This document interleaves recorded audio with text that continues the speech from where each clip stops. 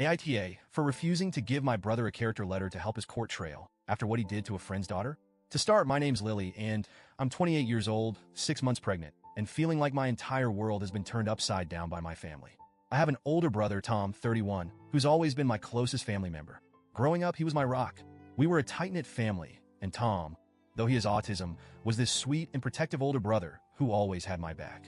Until now, that is, what I'm about to say makes my skin crawl, and I can hardly believe I'm talking about the same person.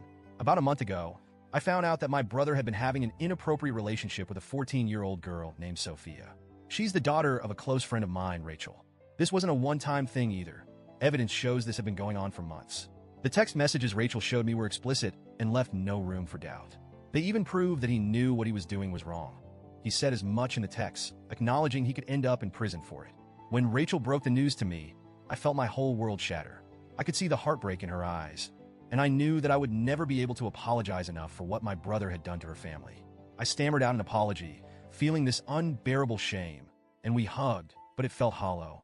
Afterward, Rachel told me she needed space, and I completely understood.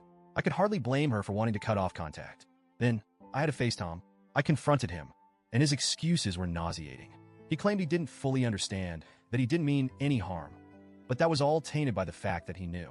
He knew what he was doing was wrong, yet he did it anyway. In that moment, I felt this overwhelming sense of betrayal. The brother I thought I knew was gone. I decided then and there that I couldn't support him or even have him in my life anymore. My parents, though, refused to see things the way I did. They stuck by Tom, insisting that his autism was to blame, that he didn't understand. It felt like they were trying to rewrite the story, as if there was some alternate reality where what he did was excusable. They had seen the same text messages, but they were clinging to any shred of innocence they could, as if holding on to their version of Tom was more important than facing the truth. My mom is terminally ill, and she's been the one pushing the hardest. She keeps saying that she doesn't want to die with her son in prison. She even called me, crying, saying it wasn't that bad, begging me to reconsider. That sentence, that what he did wasn't that bad, echoed in my head for days. I couldn't comprehend how she could say that, knowing he preyed on a child who's practically family to us. To make matters worse, Tom's lawyer approached us and suggested we each write character letters to the judge, a way to paint a full picture of who Tom is. My parents latched onto the idea, insisting it was the least we could do to help him. They wanted me to write about the Tom I used to know, the brother who used to carry me on his shoulders, who read to me at night, who was kind and protective. But how could I? I told them no. My husband was completely on my side, saying he couldn't imagine letting our daughter, who'll be born in a few months, grow up around someone capable of doing something so vile. We talked for hours trying to figure out the right thing to do. Every time I considered writing the letter, my stomach turned. The idea of pretending that he was still my hero felt like I'd be betraying not only Sophia, but my future daughter as well. My parents, though, didn't stop. They begged, they pleaded, and they reminded me of my mom's illness, saying that I'd regret this decision one day.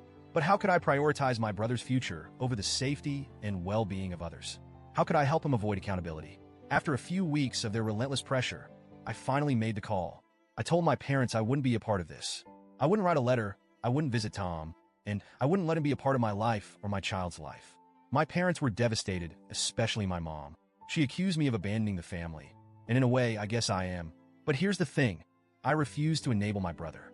I refuse to pretend he's some innocent, misunderstood person when he's hurt a child, especially a child I know and love. And I refuse to stand by while my parents try to brush this under the rug. I've since cut off my parents entirely. I want my child to grow up in a family that stands up for what's right, not one that makes excuses for something so inexcusable. It's hard. There's no other way to say it. It's gut-wrenching. I always wanted my child to have 2 sets of grandparents, but I realized that my husband's parents will be enough. We'll create our own family, one that isn't tainted by denial and excuses. As I sit here now, I feel a strange mix of sadness and relief. It's like I'm mourning the family I thought I had. I miss the closeness we shared, but I can't overlook what's happened. My only hope is that Rachel and Sophia can find peace somehow, though I know my family's betrayal must sting deeply for them. My husband has been a rock, reminding me that we're building a future based on integrity and safety for our child. I know deep down I did the right thing, even if it feels lonely right now. It hurts, but I refuse to let my child be exposed to people who would justify or excuse such behavior. I'm not sure where I'll go from here, or if my family will ever forgive me. But for the first time, I feel like I'm truly standing up for what I believe in. So, Reddit, AITA for refusing to give my brother a character letter?